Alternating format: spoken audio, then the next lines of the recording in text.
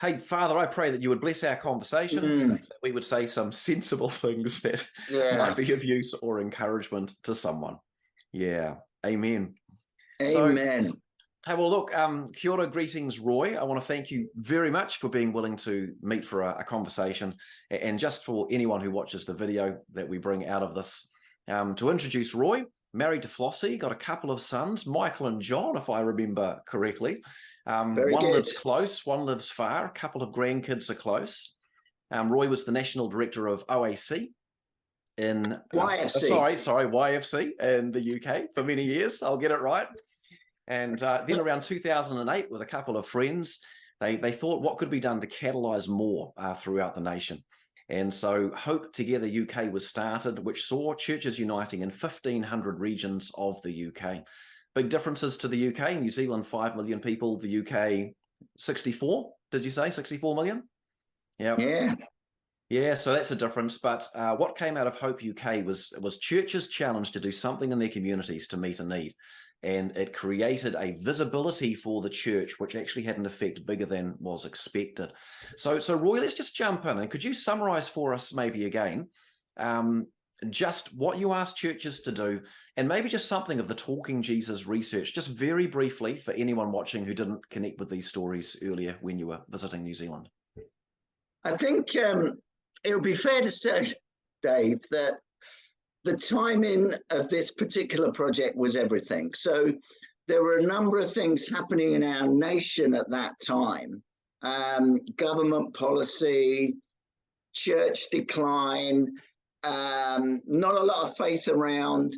And we really caught that wave. So I think it was a God moment with Hope 08 in the sense of churches weren't working together, they weren't even in relationship. And I think what we did was we were catalytic in giving permission for people to work together.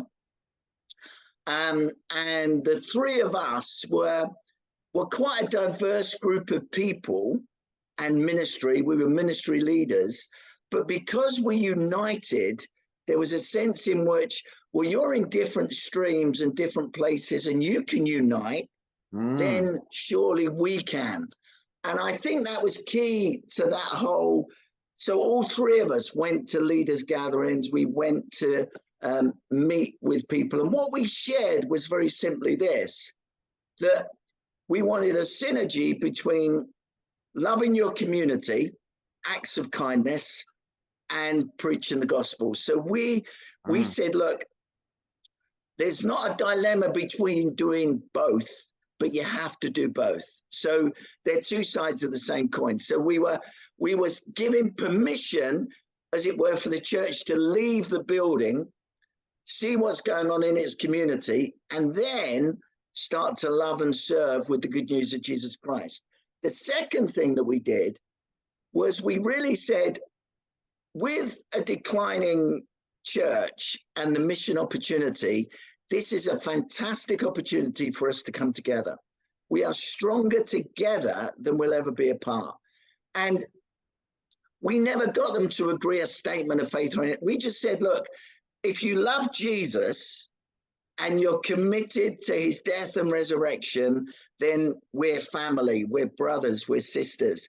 There's an old stack of governance and structure that you can do within your streams. We're not going to ask you tonight on that. We're going to ask you tonight for the purpose of mission around Jesus, death, resurrection. And if we can agree on that, we can work together. And I think God's favor, God's blessing created momentum. So we created a movement, not intentionally, but what happened is all of the streams and denominations, they kind of felt, hey, this is a moment. Yeah. And I think keeping unity over a long period of time is more of a challenge. Having a catalytic moment is easier because you come out of the woodwork, you come together. Our goal was to keep that going, but I can talk about that going forward 10 years on, 12 years on. Yeah. But it was a moment. At the same time, we gathered every denominational leader. And so that hadn't happened in our nation. And it was nothing short of a miracle. We got them together for 24 hours and around one subject. The subject was, how do we re-evangelize our nation? We weren't going to discuss anything else. So we had archbishops, we had Catholics, we had independent vineyard churches, Elim, AOG, RCCG, New Testament Church God of Prophecy, everybody in the room. It was a miracle. But at that, we asked a question, because if that's what we're seeking to do, then what do people in our nation think of Jesus? And so that's where you asked, Dave. We did some research on what people in our nation thought of Jesus, not the church, because a lot of that we get in the media and everything else, but we wanted it to be around Jesus. Did they believe he rose from the dead? Did they believe he existed? And then what did they think of us as Christians? So we got a secular company to do that research, to give it a qualitative, quantitative piece. And we shared that to these denominational leaders' gatherings. Yeah. And if I remember the story, they actually didn't believe the results, correct? And then more money was raised to do a more expensive piece of research to come back with the exact same results, because the attitude of the public to Jesus was more positive than expected. And if I can jump forward, correct me if I'm wrong, the results of later surveys that have followed have demonstrated that there has been a change in the public perception of the church, measurable sitting inside that data. Could you just summarize that for us? Yeah, so what we did was, if you do anything, you need to track it, because otherwise it kind of stands alone and you've got no criteria to evaluate it. So we did it in 2015. We were going to do it again in 2020, but obviously everything would have been screwed because we all know what was going on in 2020 and the COVID global pandemic. So we left it till 2022. And what we found used the same questions, same criteria, so that we could track it every 5 years to see how the church is doing. If we're about re-evangelization, how do we track that? So the latest research, which you can get on the Talking Jesus website and talkingjesus.org and on Hope Together if you want to look at it, it actually showed that, well, our world has changed. We are living in very different circumstances. And I think people are looking for something. Yeah. And hope, and the gospel speaks right into that. So what we've seen is the interest around an experience of God was 1 in 5 were open to an experience of the love of God in 2015. In 2022, 1 in 3 people would be open to an experience of the love of God. That's a massive shift. And what we've also seen is an increase in people believing that Jesus rose from the dead. So that's gone up a couple of percent. Just state the number, up to? So from 43% to 45%, which is just significant. Yeah. So it means that when we do Easter, they're not coming for an apologetics about did Jesus rise from the dead. They're coming to our Easter services believing that he rose from the dead, but they may not have experienced his presence or his power in their lives. So it's kind of changed what we do and how we do it.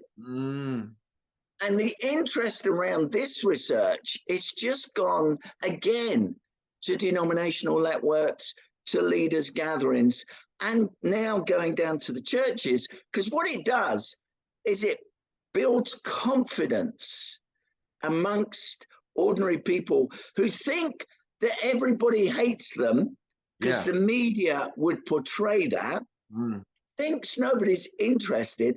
This research says that's not actually true. There is a lot of openness to the message we bring, and it's all down to the way we communicate it, the way we present it. Of course, all those factors are really important, but the confidence issue we found was a really big issue for ordinary people. So church leaders have really embraced the research. They've given it out amongst churches. We've done a kind of unpacking of it where you can use the PowerPoint, the slides, but also then a little bit around that on talking Jesus and how to share your faith, how to share your story in today's context. So it will, I mean, probably outside of my lifetime, when we brought the leaders together, we said, we need to track this over 20 years to see how we're doing. I think it's a great thing for a nation to do, to put a stake in the ground and then say, let's see how we do on a national scale in communicating our gospel and seeing evangelization in our nation. Yeah, and I've been following the movement for at least half a dozen years. You may or may not be aware. I signed up for the updates probably about 2015 or 16, somewhere there. And so I've been following, and it's very clear that there's intentional outreach equipping, there's intentional youth networking and youth outreach equipping, these sorts of things, and various other initiatives being catalyzed through the country at the national level to benefit the pastors together and individual churches, things that would not happen organizationally or be facilitated if not for a national picture, but with very clear benefits at the grassroots. Now, if I can bounce us across, we'll bounce over the other side of the world to New Zealand. You came here, you had a visit to, you came to Auckland, connected with a couple of pastors, and then you had meetings with pastors groups in Kapiti Coast, Wellington Central, Masterton, took a big flight down to Invercargill, met the pastors, had a preach, then flew all the way up to Tauranga, met the Rotorua pastors, the Cambridge pastors, Tauranga pastors, and then shot back up to Auckland. And did you connect again with a pastor in Auckland before flying out? Or yeah, just at the airport. Yeah, absolutely. Briefly before flying. Yeah, fantastic. So that was 7 pastors groups and one other, most of the geography of New Zealand. You did an amazing job, Dave. You did. You set it up. I was flying all over the place, I tell you, and driving, and wow. Yeah, well, the geography was probably too much for that shorter time period, but there we go. If I could ask you a couple of questions then about the trip in New Zealand, what might be just for interest's sake to start it off, a couple of things you really enjoyed on the trip, and a couple of things that you were really encouraged about that you saw in the pastors and the pastors groups that you connected with. Yeah, I mean, first of all, it was a privilege and an honor to be invited to share and to be part of what is happening in the nation, and that was a privilege. You've got a lovely country. I mean, it was beautiful.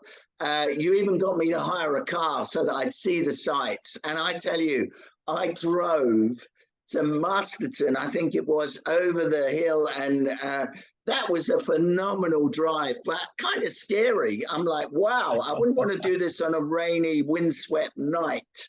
But so that aside, it was fantastic. But you then get a scale of something of what's happening by visiting these places and spaces and going to some quite small groups.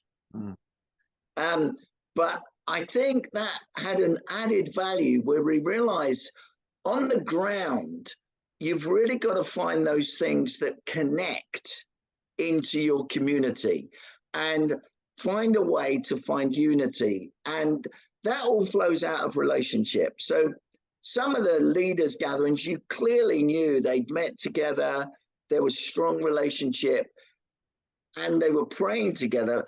It hadn't necessarily translated into action, which I think is probably the next step, where you almost need something to be catalytic to generate that. And like you, with the calendar moments, i.e. Easter and Christmas, those are significant things that we can do together. But also, I was down right at the bottom where we saw they'd actually cancelled their Sunday services and went out and served the community. I think that will grow. I'm convinced that what they've done, recognition from the council, recognition from civil authorities, and just cleaning up the city in a couple of areas, and the mobilization of Christians to do that on a Sunday. Now, some of that would be a challenge for some people, but they did it on a Sunday. I think that will gain in momentum. Yeah. So that was encouraging. I also think that what you need is someone to grab it and take leadership in a local area. We all know this, Yeah. but it's a kingdom mindset rather than just my local church. And where you saw that happening, it was so encouraging to see that coming about. And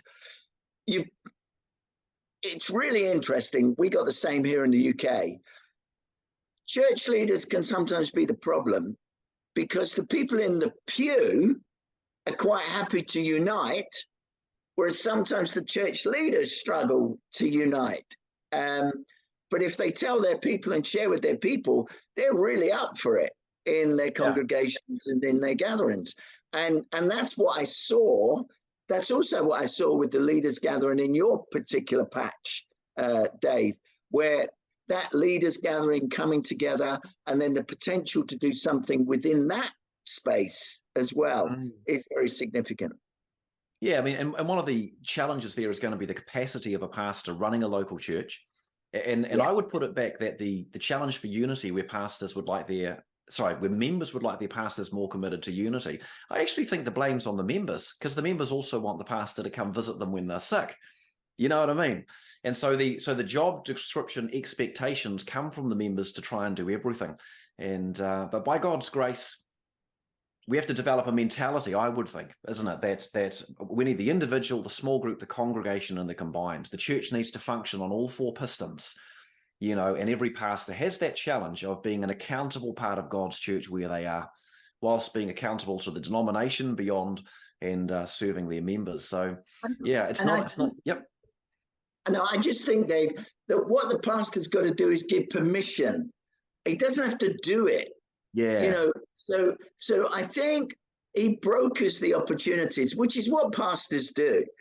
If they can say, I'm blessing this, and this is our guy or person that's going to be, and I affirm them, then actually some people who are passionate about it, we've often found this in the UK, it's not the pastor, but the pastor gives permission. Yeah. So they're permission givers. And they don't just then abdicate, say, okay, it's over to you, I'm not going to say anything. But then that person can initiate, make happen at the same time. Actually, if you're committed to unity, you know you can't do it, but you're going to bless it and give permission to it, then find someone who's passionate about it within your community and support it, encourage it, make it happen. Could you give us one brief example, maybe, of a place where the pastors have created a culture of unity amongst themselves in which the members are released, you know, and they've been able to affirm leadership from church members who are godly people? Just a good example of it. Yeah, so tonight, I mean, it's your evening there now, it's our morning here. I'm speaking in a city in Coventry, which is probably, I think it's probably 500,000 people in Coventry, just up the road from where I live in Rugby. I'm speaking there tonight to the leaders gathering. But every leader is to bring to that gathering the person in their church that is going to be the initiator for the Easter project next year. Awesome. So what you've developed is the pastors are meeting, we're praying, I'm sharing, and then they're bringing their person that is going to hear the same thing as them. So in the room, and they kind of been recognized by the church to deliver this.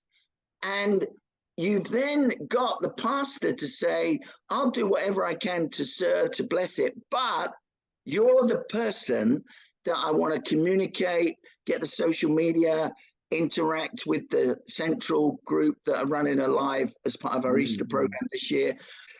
I'm giving them authority. They're going to speak in front of the church on this. I'm going to be standing there rooting for them, supporting it.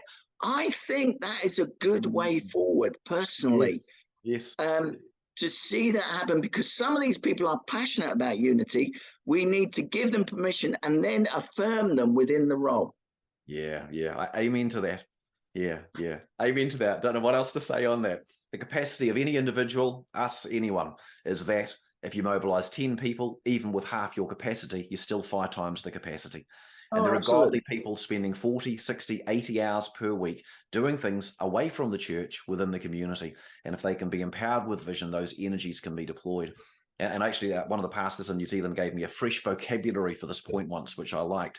Because we talk about how the ultimate goal of a pastors group, or the starting point, is find the things you can do together you can't do apart. And as I was explaining another point, he came back and said, well, in your poetry, he says, then it needs to be the goal beyond that is that the pastors become together what they cannot become apart. And that is Wow. they can become the environment within which the members are released to unite with one another to actually engage in the city as well. So the first level can be sometimes what the pastors coordinate themselves, but there's a certain level of busyness that you can tolerate with your 10 pastors group meetings per year, and that's it. It's then the culture you create, giving permission to the members and creating communication lines. So let's change tack. What would you say is some of the... You go, yep. No, I was just going to say, Dave, one of the things that I've discovered is there are entrepreneurial type people in the local church. Yeah. Those are the kind of people that you need to give this to, because they see things and make things happen. That's what the entrepreneurial gift is. Yeah. And when we saw Hope 08, we saw the entrepreneur make that happen. And I just think that gift is in the church. It's often just all in business. Get one of those people doing this and see what happens. Yeah, so we'll start again after a technical problem here in Tauranga. What would you say from your observation are the similarities and differences between the UK and where we're at here in New Zealand? There'll be cultural similarities due to history and heritage. Where would you say the unity space is at? What do you think the next needs or steps might be here if you could encourage something? Yeah, I mean, I love coming to you because you speak the same language, which is wonderful. I think very similar challenges. The secular society that we're all living in is not dissimilar. There are obviously some issues. We would have that with not racism, but different cultural context with the Black majority church, with those kind of groups, which maybe you would see as a Maori. I don't know. I can't really speak to that, but that would be something that I would see. I wouldn't be able to speak into your situation, but that's something that we continually still seek to work at, and at every level of society, but particularly the church as well. So where I feel that we are similar is to recognize that there are things we can do together, particularly in social engagement. So if you see a need in your city, you should think about how can we meet that need as the church. And I'm not sure that in New Zealand people kind of get that. They almost feel if we do that, are we losing something of the gospel, or where would the gospel imperative? A few people had conversations about that to say, well, we've got to keep the gospel front and center. You will always keep the gospel front and center, but we're called to love and serve our community that God has placed us in. So if there's a need within the community, food banks is just exploding across the UK, particularly in the present crisis and where we are. And as you do that, your credibility in serving and loving the community. So when I went down to where they'd shut their services and they just loved on the community, he was, I forget the guy's name, you probably know him really well. Keith Harrington in Invercargill Central Baptist, and only 2 churches involved at this point, 250 volunteers, 18 separate service projects, one Sunday morning, because he can guarantee his members are available, and the community blown away by what the churches are doing. About 4 to 5 more churches now looking to join next year because it's clearly built reputation. Yeah. Exactly. and it was purely just loving and serving the community. Yeah. And in the light of that, you then get the opportunity to share the gospel. But we kind of feel gospel front and center, telling the story's got to be first. I think the shift is, no, love your community, and then all of a sudden your acts of kindness give you credibility to share the gospel. And so we've kind of reversed that. We invitational and preach the gospel. Hey, I think there's a shift. Love and serve your community. And once you love and serve your community, we saw this in Hope 08. We've seen it in food banks. We've seen it in street pastors. We've seen it in so many of those initiatives that once you love and serve, people say, well, why do you do this? Well, I've never seen the church doing this. This is the church.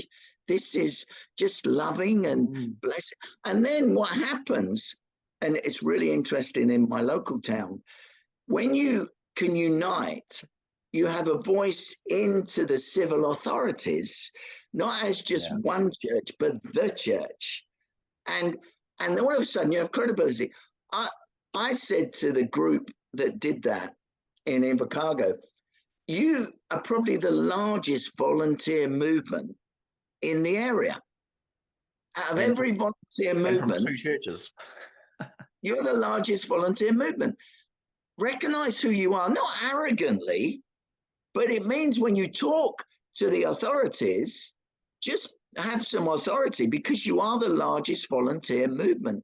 So if you say certain things or do certain things, if churches come together, all of a sudden you have a voice, but we haven't used our voice, not in a negative way, but in a positive way. How can we love and serve our community? So I think I was encouraged to see that. I was encouraged by other church leaders saying similar things. Now, they haven't taken the initiative they've done, but they could, because there's a model there. And I've encouraged him to share that at a denominational level, to say, hey, this is what we did. This is the fruit of it. Because you've got to have the early pioneers to kind of initiate, and then the followers will follow on once they've seen someone have a go. I'm sure he's had some challenges around it, but I think that works, and I love to see that. And I was excited by that. And I was also excited to see in a number of areas the relational connection with church leaders, which is really strong. Yeah, it is. So maybe that relational dynamic is something that's been stronger here historically than the UK, from what you're saying, except that 2008, that flipped over in the UK. Yeah. What I'm intrigued by is the same, is that the goal of our unity isn't just our relationships. It's that we engage with the needs of the city. On the numbers thing, just to correct, because my comment into your statements there was incorrect, because it's not just 250 out of the 2 churches involved. Your comment is the churches of Invercargill together probably have amongst themselves, 3,000 or 2,000 volunteers. In Tauranga, 140, 150,000 people. We've got about 20,000 people in our churches. So again, if we can coalesce something of that to meet needs that require numbers, even for short periods, it creates the visibility. That's the point, isn't it? And absolutely. And you're 10% of the area, but also we can mobilize those people. When you see them mobilized, in a negative, we don't want to mobilize or demonstrate, or we want to mobilize to love and serve. And it's the Jesus model. That's why we mobilize. And then off the back of that, the Jesus model is we share the story. And as you're doing it, you share the story as well. Yeah. To jump tack, and I think we've covered some core elements that are sufficient encouragement, but let's throw a few more questions just because we're sitting here, and I'll enjoy it. Do you think it might be possible, and tell me if you think it's the same there as here, that the more liberal church movement, which took us toward a social gospel, which therefore engaged the outreach budget into the social welfare kind of budget and never shared the gospel, that's maybe created the negative impression that's made the more gospel orientated church skeptical of the social service And so it's maybe a case of realizing times have changed. Let's get over ourselves. And we keep the two together. The words and the works stay together. Let's engage. Would you see a similar journey there? Because you have a good liberal church as well. You would be leaders in the liberal church in some areas, to your esteem. Yeah, I would say that unless you're intentional about the gospel, it will always drop. Yeah. If you look at the Salvation Army, when they started, they served their community, the least, the most lost, the most broken, but they always preached the gospel. Couple of generations on, they kept the social action engagement, but in some spaces lost proclaiming the gospel. So I think there's a fear that when we engage in social, we lose the intentionality of the gospel. And the intentionality of that has got to be intentional. We've got to keep stating it and saying it. We do this in Jesus' name with the right tone, with the right language, but what we also found is our liberal brothers and sisters came on board because we were loving and serving the community. And then they said, oh yeah, and we understand the gospel, but we've done that in our traditional Sunday way, but you're now going out with that public, but they do it. It's just kind of hidden and in a very shy, retiring way. What we did by embracing them is we brought them in because we were loving our community and they want to do that. And some of them then said, oh, we should be a bit more public. So you actually, when you unite, you have a swing effect where they then think, oh, we shouldn't be ashamed of sharing the gospel because people are interested in it. We thought they weren't. They also thought funding might stop.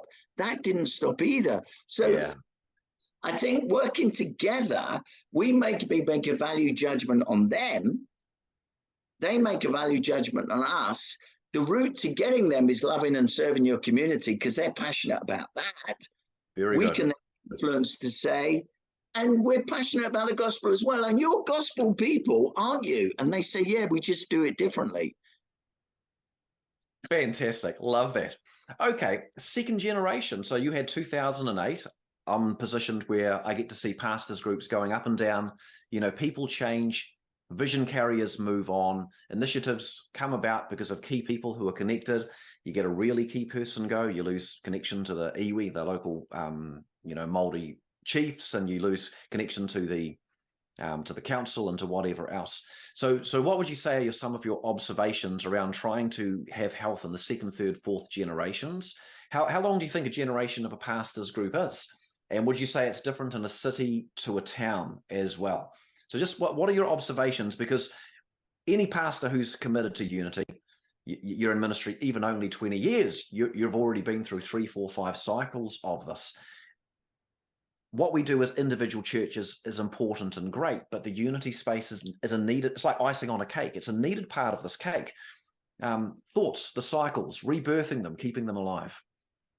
Oh, that is the biggest challenge on this whole space, Dave.